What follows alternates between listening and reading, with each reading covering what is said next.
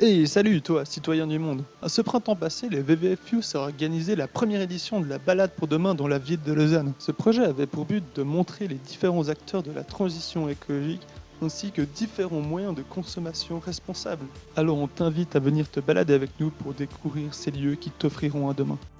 Alors maintenant on va essayer de trouver Thomas, notre petit leader. Non, ça fait pas du tout petit leader, mais on va essayer de trouver Thomas. Thomas Thomas. Ah oui, Alors salut. ça va? On s'est dit de t'installer un petit peu un endroit mieux pour parler. C'était quoi ton rôle dans cette organisation de balade? Alors pour la balade, moi je me suis occupé de la partie administrative, c'est-à-dire que j'ai géré tout le contact avec la ville en fait. Donc on a dû demander beaucoup d'autorisation parce qu'on a donc pris toute la place sur l'esplanade Jean Monnet. Mais on a aussi on a dû aussi demander pour les commerces évidemment, vu qu'on doit mettre des stands devant chaque commerce. C'était pas tout le temps facile, mais c'est une bonne expérience et c'est quelque chose que le WWF Youth peut apporter. C'est de l'expérience dans l'organisation d'événements et dans ce genre de choses. Ok, Donc c'est quelque chose que j'ai appris et qui est vraiment top. merci.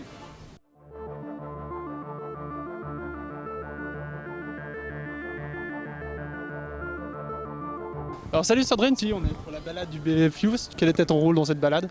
Ouais, alors moi je me suis occupée un peu de l'infrastructure pour la place et aussi de préparer qu'on ait tout le matériel qu'il faut pour la soupe qu'on va servir après. Et puis voilà, donc c'est un peu ça que je me suis Le occupée. principe de cette soupe, enfin comment ça se fait qu'on essaie de préparer une soupe?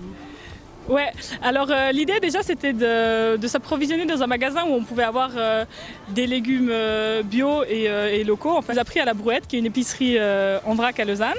À chaque stand de notre balade, on a des légumes qui sont posés et les participants à la balade vont venir récupérer les légumes sur les stands et nous les ramener ici pour qu'on puisse confectionner la soupe juste ici. Nickel, merci. Bah, salut Marion, ça va? Salut, ça va bien et toi? Ouais, ça va super. Alors aujourd'hui, pour notre balade, on essaie de découvrir d'autres personnes. Du coup, qui es-tu? Qu'est-ce que tu fais là? Qu'as-tu à nous présenter?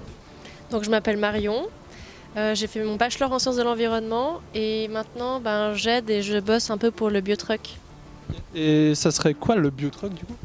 Alors la petite histoire c'est que ça a commencé avec un truck à la place de la Riponne et puis aussi à Morges les midis. On vendait des veggie burgers, donc le but en fait c'est vraiment de faire bio et puis de faire végétarien et de faire le plus proche possible, donc circuit court. Et maintenant, on a pu s'étendre un petit peu. On n'a toujours qu'un food truck, mais on a pu avoir un local à la rue Marteret, donc en dessous de l'arrêt Ours, et on fait du takeaway. Pourquoi vous avez décidé de faire ça local et bio?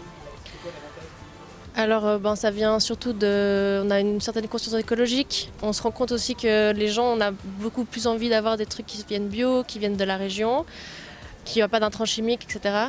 Et donc, c'est aussi nous, ça correspond à nos valeurs. On essaye de cuisiner aussi avec amour, donc ça se ressent dans les petits plats. Merci beaucoup. Merci à toi, merci à vous. Salut, est-ce que tu pourrais nous présenter ce que c'est Zero Waste? Avec plaisir, c'est une association qui a été créée par Bea Johnson, quelqu'un qui a créé l'association il y a 15 ans. C'est celle qu'on voit souvent avec un bocal dans lequel il y a 1 kilo de déchets, c'est ce qu'elle a produit durant l'année. En fait, l'objectif de l'association, c'est de minimiser le gaspillage et de réduire sa consommation de manière générale. Du coup, je suppose que tous ces objets-là, ils sont pour nous faciliter la vie de tous les jours, pour produire moins de déchets.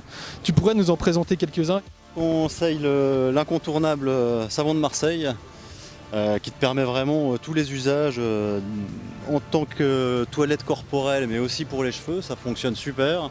Ça a aussi le bénéfice, effectivement, comme tous les savons solides, de ne pas avoir des savons liquides dans des conteneurs plastiques et donc de jeter ces conteneurs. Donc vraiment en termes de zéro déchet, si je conseille à quelqu'un de commencer la démarche, ça serait de commencer par le traditionnel savon de Marseille.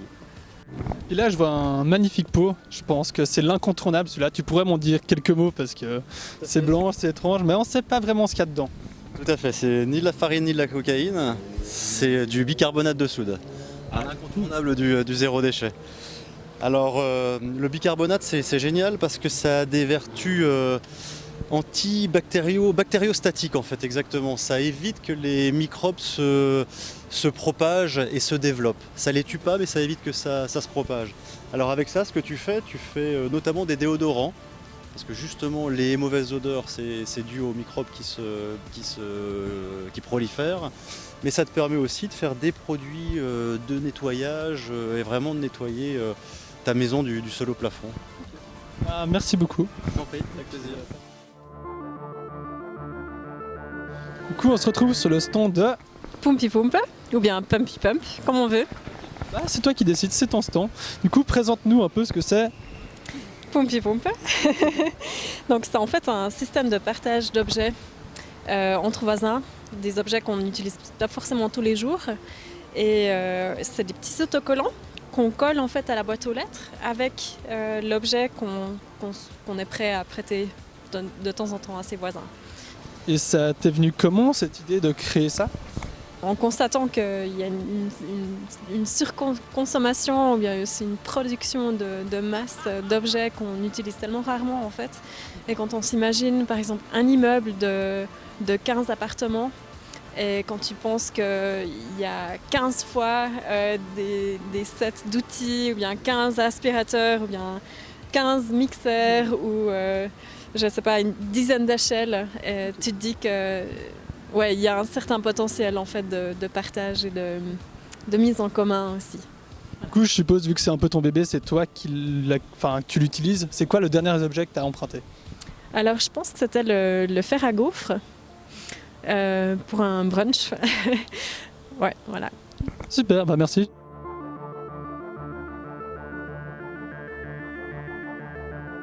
Du coup, salut, ça va? Bien puis toi. Ouais, alors explique-moi ce que c'est ton petit stand ici, quel est ton projet? Mon but, c'est d'essayer de mettre en place des structures sociales, conviviales et communautaires qui puissent permettre à tout un chacun de réparer ou faire réparer ses objets défectueux. Parce qu'en mettant en place ce genre de structure, je pense que ça va encourager les gens à avoir un meilleur réflexe plutôt de jeter et faire réparer à la place. Et du coup, on peut imaginer vraiment faire interagir beaucoup d'acteurs pour aider à limiter le gaspillage. Plus concrètement, tu arriverais à nous expliquer les fils rouges d'une journée typique de Jetpap?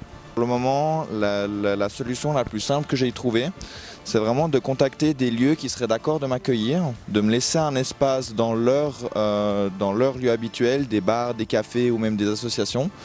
Et moi, je viens simplement avec ma valise et mes différents outils de réparation. Et les personnes qui ont l'habitude d'aller dans ces lieux, ou les personnes de par la communication qui ont entendu que moi j'allais aller dans ces lieux peuvent simplement venir à n'importe quelle heure de la journée et moi je peux leur réparer leurs objets dans la mesure du possible avec les compétences que j'ai. Et le but c'est vraiment de rendre la thématique de la réparation le plus conviviale possible. Que les personnes puissent se dire « Ah ben je vais et tout est simple et facile pour faire réparer mon objet ». Merci. Et maintenant, allons visiter les différents acteurs de la transition écologique de la ville de Lausanne. Qu'est-ce que vous faites ici aujourd'hui? Alors ici, c'est une librairie d'occasion. Donc on fait découvrir aux gens des nouvelles façons de consommer, plus équitables. Si vous avez des livres que vous n'utilisez pas, ou que vous ne lisez plus, vous pouvez les amener ici pour les échanger, ou donner, comme on dit à tout le monde, une deuxième vie aux livres. Puis cette journée, vous avez rencontré du monde, les gens étaient plutôt intéressés à faire ça? Ouais, les gens ils étaient pas mal intéressés surtout à découvrir les commerces, j'imagine, parce qu'ils connaissaient pas et puis ils trouvaient ça vraiment bien de pouvoir échanger des livres qui étaient déjà utilisés. Surtout que la plupart nous disaient oui, alors nous on a plein de livres dans notre librairie et puis on sait pas trop quoi en faire. Puis du coup on leur disait c'est parfait, ramenez-les ici. Bonjour. Bonjour. Vous êtes la responsable de la ludothèque. Vous pouvez me dire un peu ce que c'est? Alors la ludothèque c'est le lieu, on peut la comparer à une bibliothèque où on viendra louer non pas des livres mais des jeux et jouets. Okay. C'est un endroit qui est disponible pour tous les enfants et adultes, donc dès les premiers âges jusqu'à adultes, seniors, etc. C'est le plaisir du jeu. Et de pouvoir en profiter à petit prix et faire le côté écologie, durable, respect du jeu, pour que tout le monde puisse en profiter. Et on fait comment pour justement venir emprunter un jeu? Alors simplement, on vient à la ludothèque aux heures d'ouverture, on fait une inscription, on demande une contribution annuelle de 10 francs. Ensuite, on loue les jeux au prix indiqué à la location. Donc la grande majorité, c'est 1 franc ou 2 francs par jeu pour une durée de 4 semaines. Les familles ont droit donc à 2 jeux pour la famille et 2 jeux par enfant dans la famille. On est au potager urbain de la Grenette, des potagers qui sont à disposition de tout le monde, donc tout le monde peut venir planter, arroser, cultiver, récolter. Il y a une garderie juste à côté donc qui s'occupe de faire des animations justement pour que les enfants puissent venir cultiver la terre, apprendre à jardiner, tout ça, et puis qui retrouvent un peu cette nature qu'on n'a plus beaucoup en espace urbain. Et puis ce qui est très important, c'est de planter du bio pour la biodiversité, pour favoriser plein de petits insectes à venir se nourrir ici. Et puis aussi, ce qui est super sympa, c'est que ça crée du lien entre les personnes, les enfants, les adultes, les voisins, etc. Et c'est toujours un chouette moment à passer ensemble.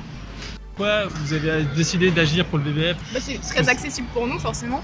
Et puis, c'est toujours forcément que le climat, c'est une chose qui touche tout le monde et qui est la plus importante, la priorité number one aujourd'hui.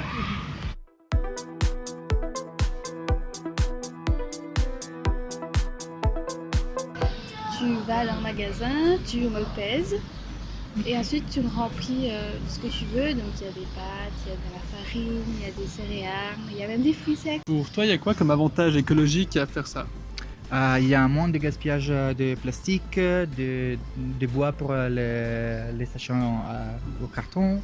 Vous pensez que ça a un réel impact par rapport au climat de faire ça? Alors oui, déjà pour les emballages en plastique, ça réduit drastiquement.